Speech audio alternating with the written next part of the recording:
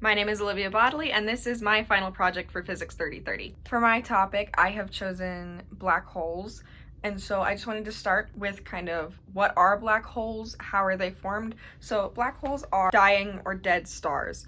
They are only created from the largest stars when fusion stops in the core of the star and there's no more force to combat the crushing force of gravity. So all of the mass of the star condenses into one mass that is about 18 kilometers across. And this only happens to stars that start with roughly about 30 times as much mass of the sun. So all of that mass is condensed into one 18-kilometer space. Something being that dense and that massive creates a lot of gravity.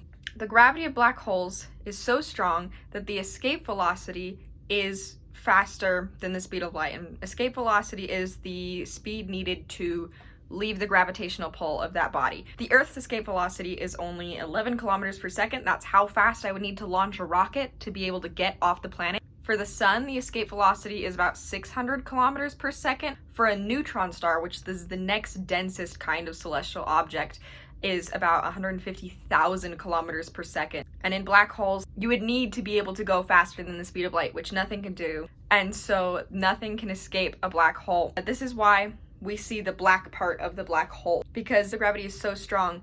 That black center is where not even light can escape. That specific line between the black part of the black hole and the curve of the halo around it, that line right in between, is called the event horizon.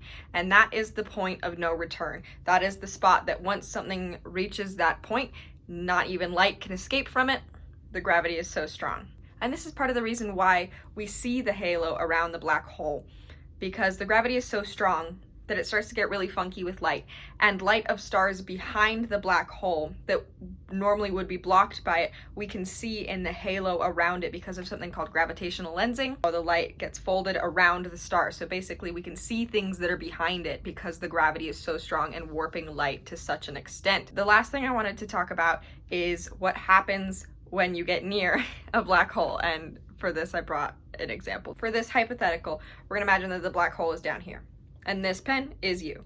As you get closer to it, you're getting pulled down, and the gravity is so intense that the pull on the lowest part of your body is incredibly different from the top of your body. So the bottom of your body is falling faster than the top. So it gets to a point where you're falling and it separates like this, and it basically, this is what's happening almost on an atomic scale. It would get to a point where basically all of your atoms would be laid out in one singular line until they were all consumed and fell into the black hole. And that mass would just get added to the black hole, and that's black holes.